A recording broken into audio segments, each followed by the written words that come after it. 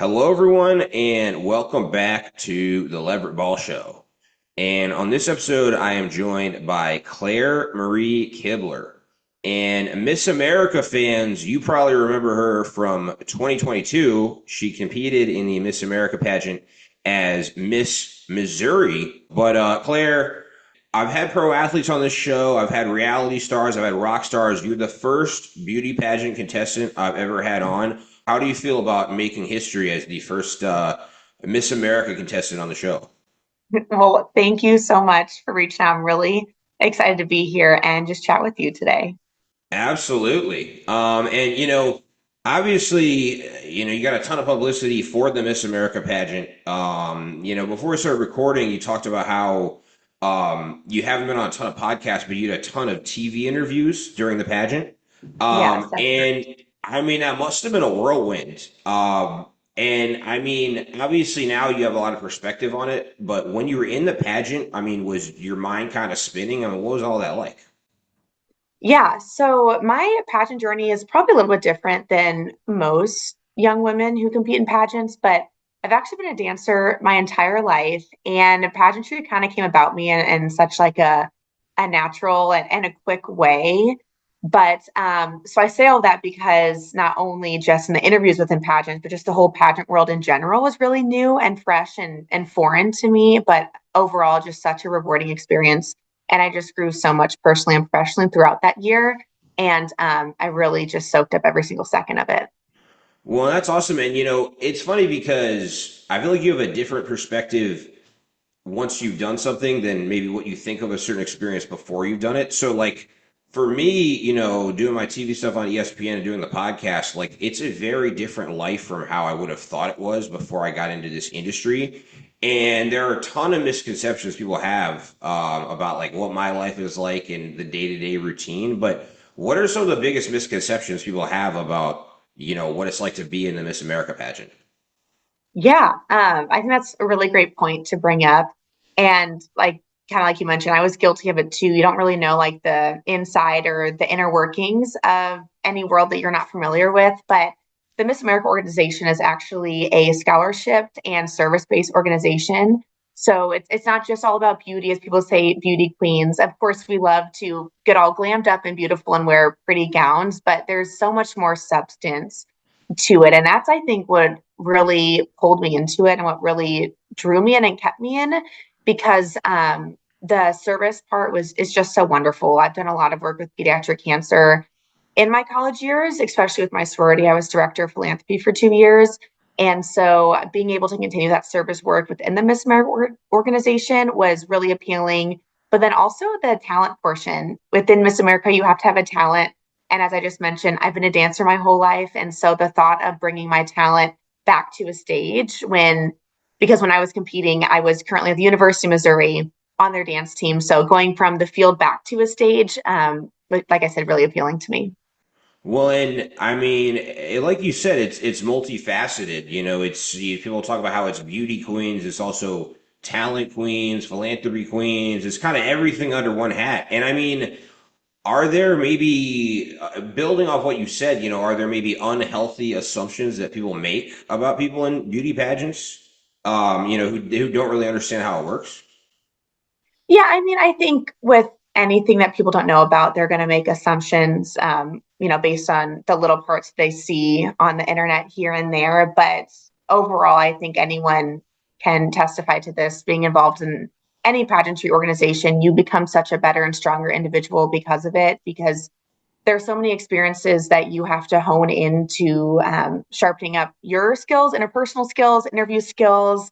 Um, you know, Interview is a very big part of pageantry. And so being informed on what's going around in the world and doing that self reflection, that inner work on yourself, just definitely allows you to become a more confident individual and stronger because of it. 100%. And I feel like everyone deals with that. I mean, some people, when they see someone who's on TV or someone who's a podcast, they assume that person is super full of themselves. And, that's kind of the stereotype for people in my line of work. And I think, people make assumptions about people in every single industry. And there's literally a stereotype for every single job for what type of person does it. But you mentioned also, your talent was dance, and you have a big dance background.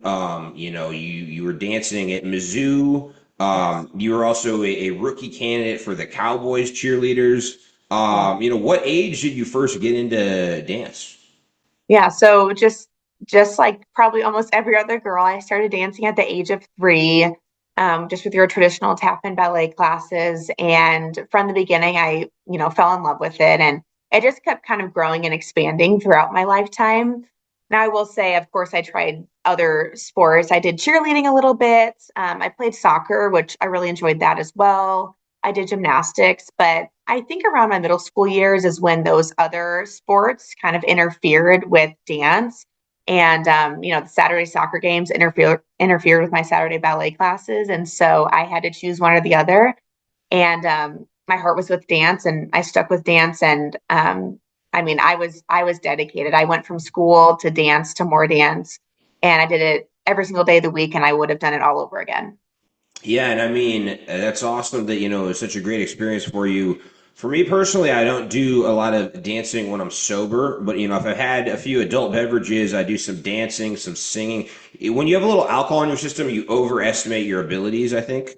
But so yeah, I don't know. Sober dancing though, not as much experience for me. But you danced at Mizzou, and I mentioned also, you're a rookie candidate for the Cowboys. But Mizzou, I mean, their college sports scene is incredible. And I mean, you had a chance to, dance and cheer at games. I mean, what was that? That must have been crazy. What was that like? Yeah, having the opportunity to be a dancer for an SEC school was just unreal. I think the energy at any college football stadium is electric, and it was just a really surreal experience. You spend your whole life, as I mentioned, I started dancing at the age of 3, so you kind of spend your whole life preparing for one of those moments. And I think reflecting on my life just within the first 25 years of my life, I think dance has always been something that's pulled me or drawn me to places, kind of like with pageantry, but same thing with University of Missouri. And there's something to be said about standing on the sidelines when the stadium's full and you're cheering in front of an audience, and it's the last fourth quarter of the football game, and the Tigers score a touchdown. You just feel a lot of pride in that moment. And personally, for me, it was even on a deeper level because both my parents graduated from the University of Missouri, and then I have 2 older brothers, and they also are graduates of the University of Missouri as well. So we have a sense of Mizzou pride within our family. We truly bleed black and gold, and so yeah, just really special in that way too. Wow, and I mean, you mentioned all your family ties to Mizzou. I mean, they must have been so proud of you, when you're on the sideline dancing at games. I mean, I wonder also, can you put a whole family in the Mizzou Hall of Fame? I mean, if you had that many people, I don't know. It sounds like you guys are Mizzou legends, but then also, I mentioned, your rookie candidate for the Cowboys, and while you were in training camp with the Cowboys, you were also on a reality show, America's Sweethearts, about the Dallas Cowboys cheerleaders. I mean, obviously, being in training camp for an NFL cheerleading gig is an intense experience, regardless of the circumstances. But what was it like, being in training camp and then also being part of a reality show? I mean, I'm assuming they warned you ahead of time that you'd be on a reality show, but how what was it like to kind of be juggling those different things? Yeah, it added a whole nother layer to the training camp experience, and I have nothing but positive, things to say about my entire time being a rookie camp candidate for the Dallas Cowboys cheerleaders. Ironically, you audition to be a Dallas Cowboys cheerleader is because of your love for dance and your love for the organization, and wanting to be a cheerleader. And going through the audition process, we actually didn't know for sure that Netflix was going to be there. We, of course, had to sign like waivers here and there throughout the process, but they definitely kept things very quiet just because the first season wasn't even announced yet. And so going through it, we actually didn't know fully up front that Netflix was going to be there. And so it was a fun surprise, of course, but pros and cons, everything, like I said, adds another layer of just a little bit of pressure anytime there's a camera in front of your face, that definitely changes things a little bit. Yeah, I mean, 100%. I mean, do you have any interest in doing more dance or cheerleading in the future, or have you kind of moved on from that? You know, I would say never. I think hard work and determination will take you a lot of places, especially when you have your heart in the right place and do it with intentions. And I've dedicated my entire life to dance. My love for dance has never changed, but I've also realized the importance of seizing opportunities that come your way. And so a lot can happen, within a year, a lot can happen within your lifetime, and just being open to possibilities while also staying true to who you are. I think you're bound for success wherever you land. 100%. And obviously we talked about the beauty pageants, the dance, the cheerleading. What have you been up to since all of that? Yeah, so I do work full time, and I work in medical sales. So I work all day and dance all night and do all my extracurriculars, things that kind of fill my cup in the evenings and weekends as well. But I don't like to sit still. I definitely like to keep myself busy. One, so you mentioned you're working in medical sales now. You have the beauty pageant background, the dance background. Is there anything that you're not good at? Gosh, oh, I'm sure there's a plenty of things that I'm not good at, but I definitely when I do things, I like to be fully invested, and I do things 120%. So I guess I like to be really involved. Okay. Yeah, and I mean, that's awesome also that, you found a new passion in the medical sales world. I know also, you've done a lot of philanthropic work related to pediatric cancer. How did you first get involved in that? And also, which organizations have you worked with? Yeah, so pediatric cancer definitely has a special place within my heart for many reasons, but first and foremost, I love children. I come from a family of educators. My mom's a teacher, her mom's a teacher, and so on and so forth, and all in elementary. So I just think growing up naturally, I've seen the positive impact that adults can make on children, and how beautiful kind of that relationship can be. And when I was in college, I was a member of the Tri Delta sorority at the University of Missouri. And like I mentioned earlier, when I do things, I like to be involved. I like to go in full force, 120%. And so I knew going into it that I wanted to hold a leadership position in some way, shape, or form, even though I was also balancing being a dancer at the University of Missouri and captain of the Mizzou Golden Girls as well. And when kind of deciding between what leadership position I wanted to go for, my heart was really planted on director of philanthropy because of the philanthropic work. I think it's so rewarding in so many different ways. And so I'll be honest and say that it kind of started off as, wanting to be involved in my sorority in a leadership position. But after 2 years in that position, I mean, my eyes were opened up to a whole new world, and my heart was changed in the best way possible. I was, put in contact with so many patients and families that were involved with St. Jude Children's Research Hospital in Memphis, Tennessee. Tri Delta has a national partnership with them. And so being able to be part of that kind of firsthand, or kind of be the liaison between my chapter and St. Jude in Tennessee, was really cool. And then furthermore, expanding on that, when I was competing for Miss Missouri, and then when I was Miss Missouri and preparing for Miss America, and throughout my tenure, just in pageantry as well, being able to grow that platform to support and advocate for pediatric cancer, it was became better and better every single day. I worked with so many children's hospitals across the state of Missouri. I interacted with even more patients and families. I still am in contact with them to this day. And I think one of my favorite memories looking back on just that entire experience was creating friendships with those patients through certain pediatric cancer events. And then later throughout my year, I was invited to more events. One patient in particular, I met her through a fundraiser show at the Ritz Carlton, a fashion show, lots of fun, randomly paired with a partner. And she and I, became buddies ever since. And she actually invited me to her last chemotherapy treatment. So I was able to go to the hospital and experience Wow. her ringing the bell, and warms my heart every time I think of it. And so that's kind of in those moments you're reminded why you do what you do. Yeah, and I mean that must have been emotional being there for her last chemo treatment. That's incredible. Yeah, thank Um, you. I don't have any, personal experience with pediatric cancer, but both my parents are cancer survivors and battled cancer during their adult years, and it's a horrible disease. So it's great, people like you are doing all the philanthropic work that you're doing.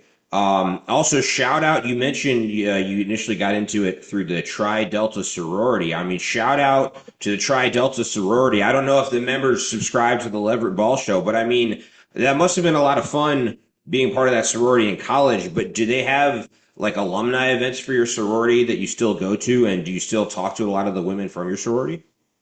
Yeah, I mean the girls that I met through Tridel, we will always stay connected and be friends. And I think it's really cool to stay in touch with each other to see like all the wonderful things that we're doing now within our lives, even though that we've kind of all gone our separate ways and might live in different cities, we will always be connected through Tri Delta.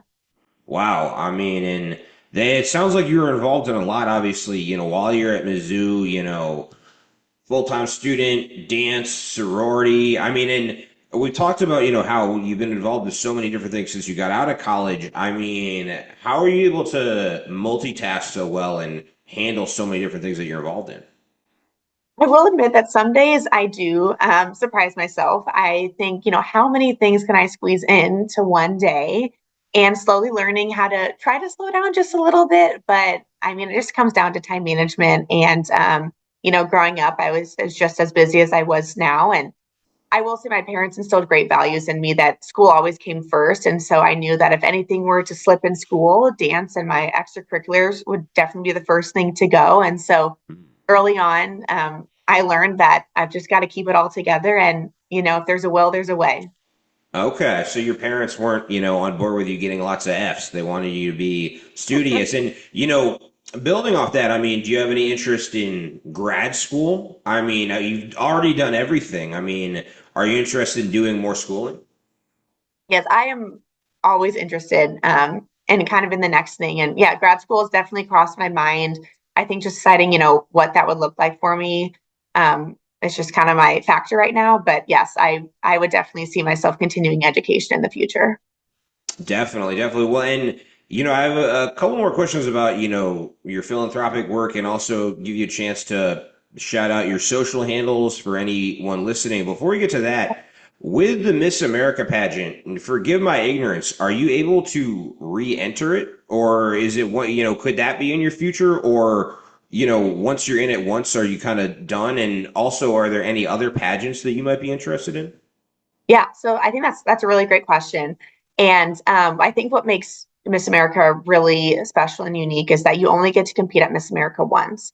So since I was able to compete as Miss Missouri, that's my only shot. And so it was really fun being at Miss America with all of the girls because it was everyone's first time experiencing it together. And because of that, we created just like the best friendships and bonds. Like I'm sitting here and I'm looking at a photo across the room of 8 girls I'm in a picture with. And we just had a kind of a reunion trip about 3 weeks ago. And we competed. We had our state titles about 3 years ago. And so we're just as close as ever, if not even more close. And so because of that, I'm just really thankful. That must have been, a great experience. And similar, you talked to about, girls in your sorority, how you're still close with them. That's cool that you're still close with, women you met, in the Miss America pageant. But it's been awesome, having you on the podcast. Before we wrap up, though, if anyone wants to donate to any of the pediatric cancer organizations that you've worked with, or if they want to volunteer, how can people go about doing that? Yeah. So I say for volunteer work for any philanthropic organization, any place that you give your time, energy, efforts, or talents to is so just so needed and wanted and appreciated. Of course, I have a special place in my heart for pediatric cancer, and St. Jude in Memphis, Tennessee is such a wonderful place to start and to begin. But there's so many local ones, specifically in the St. Louis area, which is where I'm from, and I've done a lot of work with. There is Friends of Kids with Cancer in St. Louis, Missouri. There's also Lizzie's Walk of Faith Foundation, which is located in Columbia, Missouri, which is where Mizzou is. So those are two kind of just off the top of my head. And I will say that, money is wonderful and any donation, like I said, is appreciated. But I also think equally that giving your time and just spending an hour of volunteer work and, getting your hands dirty and doing that work for them also goes just as long and just as far. 100%, and that's such a cool thing to be involved in. It's funny because I live here in Boston, and the Boston Red Sox do a lot of different events with children's cancer charities. So if anyone listening lives here in the Boston area, I'd also recommend checking out some of those events with the Red Sox. They have some different events at Fenway Park where the Red Sox play. But my final question, for any big Clare Marie Kuebler fans. I don't know if they're Mizzou fans or Miss America fans. If they want to keep up with you on social media, what are your social media handles? And also, do you ever do any, public appearances still, or have you kind of moved past that? Yeah, yeah, I'm still open to, anything that comes my way. I still MC some events. I still teach dance clinics and classes, kind of like master classes, if you will, just with my dance experience and then continuing on with that through Miss Missouri and, being a rookie candidate for the Dallas Cowboys cheerleaders. So my handles, I think for every social media is CM, stands for Clare Marie, CM Kuebler, last name Kuebler. And that's where you can kind of see what I'm up to. You can always send me a DM if you're interested in seeing some more. Awesome. Yeah. Well, I'm sure our, listeners will definitely be interested to keep up with everything you're involved in. So definitely give Claire Marie a follow on the socials. But Claire, I really appreciate you coming on the podcast, and I guess for anyone listening who's wondered, what you've been up to since the beauty pageant. I mean, what are your plans, down the road and some different things you're going to be involved in? Yeah. Um, I'm not sure at the moment. I learned a lot through my year as Miss Missouri in the importance of kind of taking opportunities as they come and seizing each and every opportunity. That was kind of my message and motto during my year as Miss Missouri, because as I mentioned at the beginning of this podcast, pageantry was never on my radar. It simply started as, I was working my summer job before my senior year of college, and a lady walked into the store I was working at, asked me if I had a talent. I said I dance, and she said, "You've got to come do my local pageant." I'd never looked into pageants, had never thought about doing pageants. And I will give her credit through her persistence. I signed up the day paperwork was due. I had to put together my resume, a service initiative. The next weekend was a pageant, didn't prepare at all. I won the local, and that's when they said, "You're going to Miss Missouri." And that was in the middle of my senior year of college. And so my head was spinning in so many different directions. I thought, I don't have time for this, what I just do. But after, some time for reflection, I thought, if you're going to do it, you're going to go full force. And so I prepared for probably a good 6 months. I graduated from Mizzou in May, and 3 weeks later was the Miss Missouri pageant. And a week later, I came out as Miss Missouri. And my life did a 180 very quickly, but in the most special way. And so I look back and I reflect being so thankful for that experience, because my life is forever changed by that. And so there's just beauty and kind of surrendering in the moment and seeing what else comes across your way. Wow, well, that's an amazing story as far as how you Thank got you. involved with the pageant. But once again, everyone, that was Claire Marie Kuebler. You've been listening to the Leverett Ball Show.